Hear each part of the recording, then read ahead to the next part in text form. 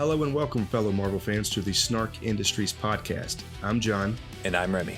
And we invite you to join us as we work our way through every Marvel TV show, movie, and crossover, meaning if there's a Marvel character on screen, it's fair game. All categorized in the temporal order of their setting. By the time we're done, we'll have built a complete start-to-finish timeline of the entire Marvel Cinematic Universe. To accomplish this goal and to have a bit of fun along the way, each episode will be split into two parts, the Watch Party and the Deep Dive.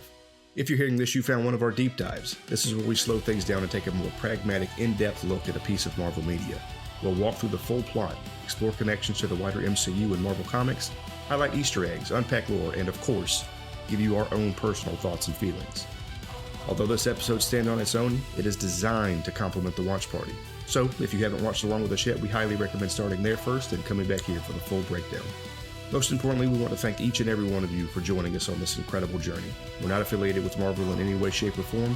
We're just fans who are passionate about these stories and these characters and wish to share them with everyone in a new and exciting way. So, sit back, relax, and enjoy this episode of Snark Industries.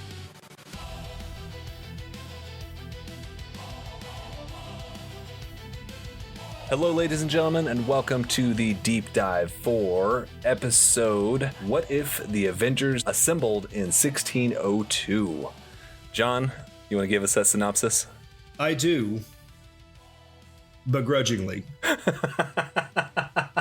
This has got to be one of the most confusing bits of Marvel entertainment that I've ever consumed. So I'll try to walk us through it and everything, but I don't know how well I even understood it. So by all means, if anyone else listening has some better clarity on what we're talking about here, feel free to correct us, because this was a doozy. So we start out and we see Loki performing a little bit of Hamlet in front of Queen Hela and Thor and a few others. And this rift opens in the sky. And seems like this is some sort of big event that these people living back in the 1600s were having to deal with. Captain Carter is also there, who tries to save Hela as she is being sucked up into this vortex and is unable to do so. And upon her being gone, I suppose that the rule of the crown goes to her brother Thor, and his first act as king is to then imprison Captain Carter, who is not fulfilling her role, because it turns out she was summoned to this land from another land that was also old-timey, but not really fitting, because she's the only one that could help. So the Avengers of this land were able to open a portal to a different land via the Scarlet Witch, and it's not really clear how she was meant to help, but the Scarlet Witch believes that Captain Carter is going to be their catalyst of getting out of this rift mess. Well, I mean, who could have gotten Steve involved as well as her? Fair enough. So we cut to the prison, and she has this discussion with Uatu about how this world was meant to die. She should just let it.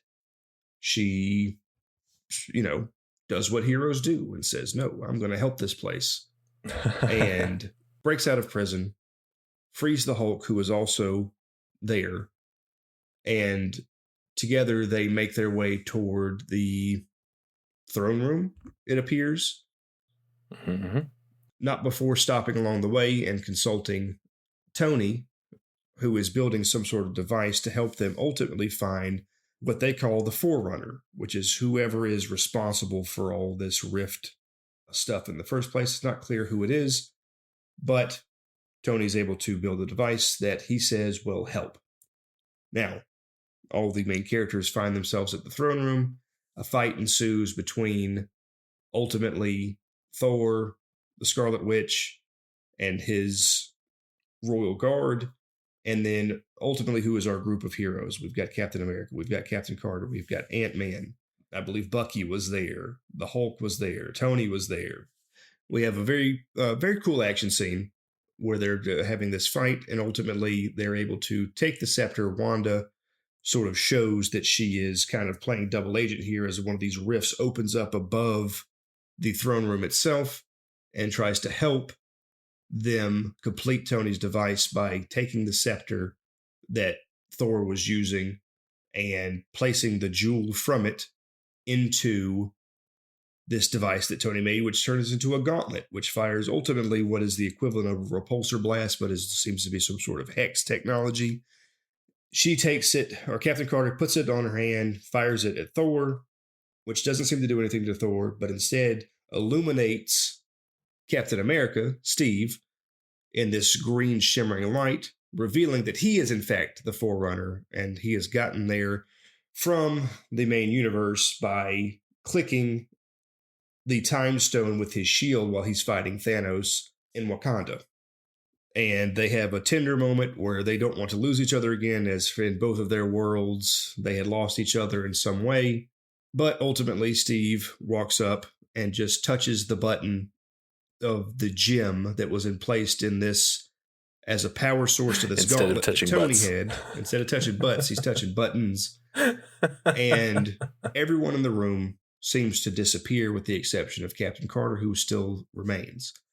And then we have the ending scene where she's talking to Uatu again, saying, "Are you here to gloat that I'm stuck here forever?" because she saved a world that was ultimately meant to be dying. And to cap things off, very similar to our last episode, Strange Supreme shows up attempting to recruit yet another. So whatever this is building to, I assume some future project. We now have Kahori and Captain Carter tied into whatever this Strange Supreme plan is. Strange is building a team. Building a team for something, but I suppose we'll get there. Yep. How this ties into the MCU in general, man, I don't even know if I have the energy to talk about how it does it and how it shouldn't.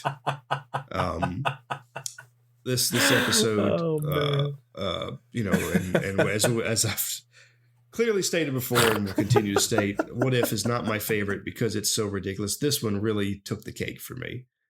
It doesn't, the tie-ins, I mean, I guess the only tie-in we have at all is all of this sort of hinging off of Steve clicking the time stone when he was fighting with Thanos. Right. But even then, how did all these other people get it? None of it made sense. It doesn't tie in. I don't want it to tie in.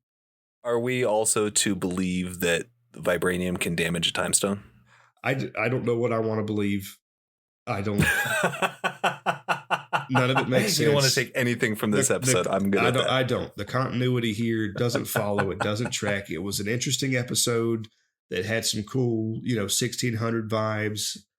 We'll get to that a little bit more when we get to what we liked kind of portion of the show. But sure, in terms of how it ties in, it just doesn't. It shouldn't, and it doesn't. That being said, I'll kick it over to you to talk about the same sort of vein with comic books outside of the screen. Yeah. So for comic book tie-ins here, there aren't a lot. It is, as John said, a what if episode that has very little impact on the greater Marvel universe. However, there was of note a Neil Gaiman storyline called Marvel 1602 that was published in 2003. Comparing it to that, there are certainly some parallels, but What If took its liberties all over the place. So even using that as a basis, there's not a whole ton to actually tie it to as far as true comic source goes. There are certainly parallels, like I said, but not that substantial. But Easter eggs, now that there were a lot of. There were quite a few things that I caught and quite a few things that I researched. One of them was that Peggy says we never get our happy ending right before Steve disappears, which is, how many times have we seen Peggy and Steve not get that happy ending? This is the third time, I think, even within What If. And we've got, of course, Strange Supreme's arrival, which, as we said, probably building up to something. But I also wanted to point out the Iron Man Mach 1 mask. I know I mentioned it in the watch party. I love that the Hulk was wearing that as the man in the iron mask in the cell. That was just so many literary references and everything. Just fantastic. That one was good.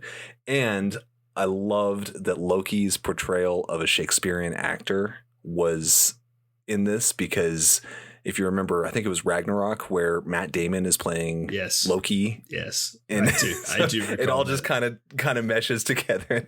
That was cool. That part was fun. I really enjoyed that. But so why don't you go ahead and just lay it on thick? What'd you think? So I think that it's very clear to anyone who's been listening for this entirety of this deep dive. I did not like this. It was strange. It did not follow. The what if scenario didn't make sense because obviously it pivoted on Steve hitting the time stone. How did everyone else get there? Why is Hela the king? Where'd the Pimtech come from? The queen. Why did the Pimtech come from? Why is Happy Hogan a big purple monster? What is that? I That's my biggest problem. There's so many layers to it. And I suppose if you're making Steve the forerunner, maybe it makes sense that you would have Peggy be, his antithesis to be able to fix things. But also, if the Scarlet Witch is summoning anyone from any timeline to come and help, I said it in the watch party. No offense to Captain Carter, but anybody else probably would have been better suited in terms of power scaling. But ultimately, that's not what they were going for, which maybe was the point. I think that this is an episode that if you took what it does and removed the parts of it that we're familiar with, it might have been entertaining. There were some parts that I liked. I liked the Destroyer armor. I liked, seeing some of these characters. Red Skull as the executioner was really neat. That was cool. Seeing these different, these different sort of artistic representations of characters that we all, said we're familiar with being a certain way, and seeing them in this sort of almost fantasy setting, I thought was very cool. Ultimately, I think if you took the story that they told and replaced everyone with people you didn't really know, it might be serviceable. It's still pretty loose with plot, honestly. Still clunky, yeah. But, maybe then, but when you got characters that have certain paths in life and things that you would expect for them, and then everything is just so strangely weird, when you've got, even so much as when you've got Hela and Loki and Thor having a happy family unit, it seemed like, right. to the point where, when she's when Hela's the queen and she gets sucked into this portal that, Thor's ready to defend her to no end kind of thing. And it's just, these parts of these characters that it's just to go so far off script for seemingly no reason, why is Happy, minus the fact that Happy's, a big purple monster. Why is he aligned with Thor against ultimately who are considered the heroes here? And Tony, his best friend. His best friend. Yeah, that's just, none of it makes sense. I just, no. I did not like this episode. I don't have many good things to say about it. You don't say. I just. I'll pick it up from here. Yeah, by all means, please take this from me before I spiral. I also didn't care for this episode. It was, of what we've watched so far, this is the lowest of the rung. I don't understand why Hogan was a purple beast, why they didn't use Blonsky to bring the abomination if they were already bringing all these characters, and why the hell not? That's an excellent and makes a little bit more sense for him turning into this monster. Why Hawkeye wasn't Robin Hood? What is that? Come on. Scratching an Infinity Stone with vibranium. I don't buy it. I just, so many things. I didn't love it. I'm with you. That being said, like you mentioned, the costume design and the reimagination of some of these characters was really cool. Visually, it was really, really neat to see. I really enjoyed that. But all in all, I think this is let's call it a subpar episode. Yeah, I like that. Subpar. Leaves some to be desired. Yeah, just a bit. But hey, at the end of the day, for sake of continuity, maybe worth a watch if you're going through the What If series or following along with us. You can make fun of it with us. It wasn't all bad. It just didn't make a whole lot of sense. Yeah. Turn off your brain. You have to. There you go. All right, folks. We will see you in the next one. Thank you so much for listening. Thank you for joining us in this episode of the Snark Industries podcast. To join the conversation and further explore the Marvel Cinematic Universe with us, head on over to snarkindustriespod.com. The link will be in the show notes. But with that, we will see you in the next adventure.